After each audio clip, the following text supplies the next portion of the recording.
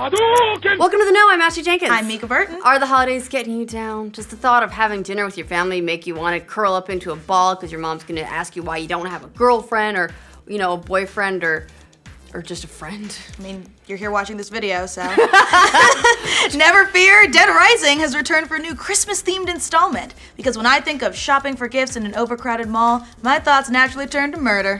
Dead Rising 4, aka the Xbox One's answer to Evil Dead, has been around for a decade now, giving fans a chance to gank large amounts of zombies in a variety of entertaining ways, none of which will ever top the lawnmower. Want to impale the extra from The Walking Dead with a katana? Done. What about a swordfish? Psh, that's for amateurs! What makes Dead Rising fun is that you also make deadly weapons out of toilet plungers, or rakes, or exploding garden gnomes. Like you do.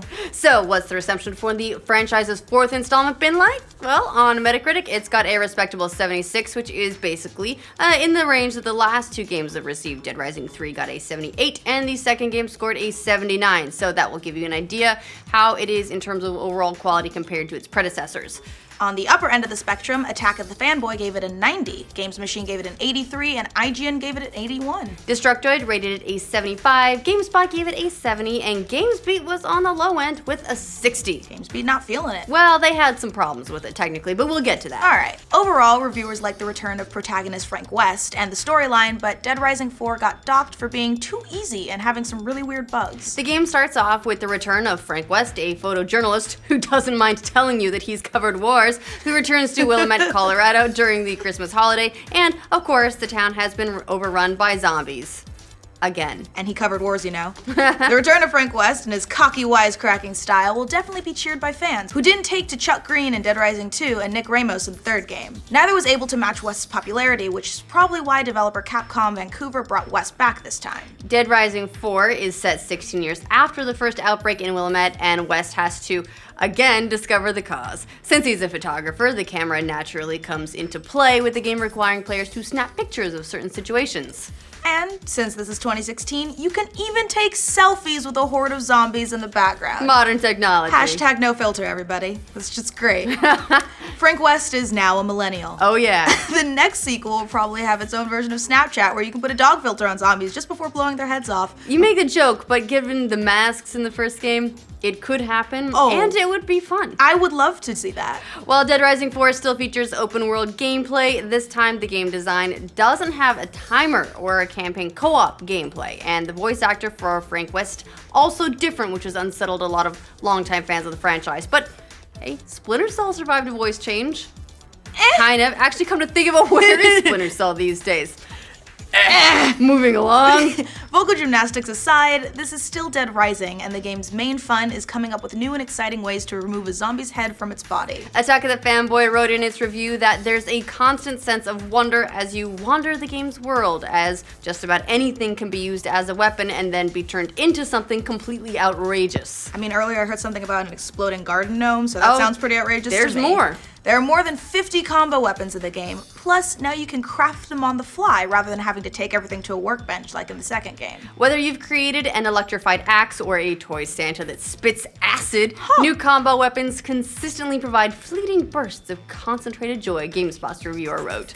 And in a bit of departure from the other Dead Rising games, Capcom has basically gone full-on comedy in the new game. Attack of the Fanboy said that Frank West consistently delivers hilarious dialogue that makes both in-game and cutscene encounters entertaining, and the game is able to do that without getting stale or annoying. Some reviewers also liked the removal of the countdown timer that forced players to run through objectives, which was a staple in all past games. Players now have the time they want to gather an insane amount of collectibles, weapon blueprints, and side quests. IGN wrote in its review that now you're free to meander, explore, and get lost in this larger, denser version of Willamette. Another one of the game's biggest new features, literally, is the exosuit, which basically turns Frank into a walking tank that allows even more combinations of weapons.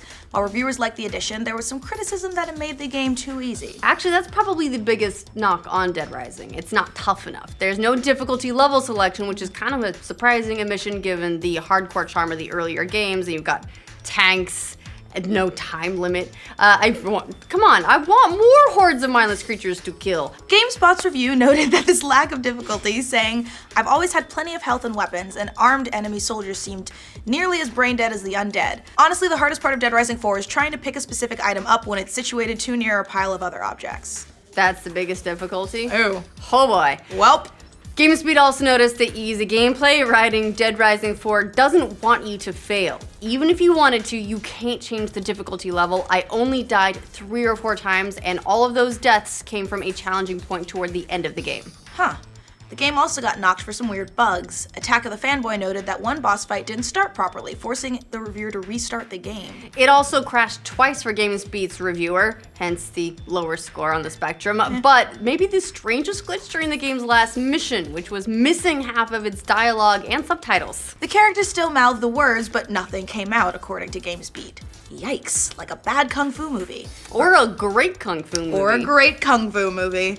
All in all, reviewers felt like Dead Rising 4 provides a solid zombie killing experience that sticks to the game's original formula while providing enough new tweaks to keep things interesting, even if it's not exactly challenging. GameSpeak called it a digital stress ball, provided that your idea of catharsis is mowing down thousands of semi-living things, which, whose isn't? Right. IGN also really dug the game's mechanics overall, saying Dead Rising 4 has the best core gameplay the series has ever seen.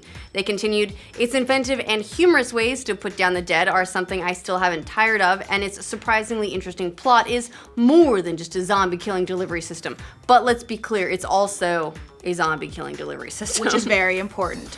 So TLDR, which is too long, didn't read, even though if you're to the point that you've already R'd, the game's a lot of fun.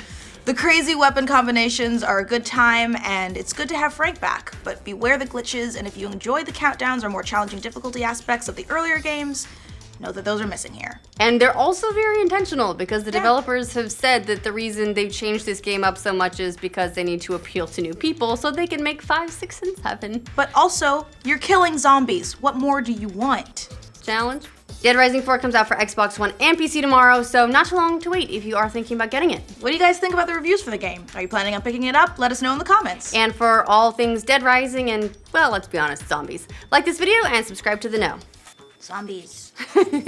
Hey, shout out to our new Ryan, Brian Gaar. This is his first newsread for us. Brian, come on. Baby's first newsread. Yay! This is Brian. Brian writes things for us now. Yay, Brian! Bye.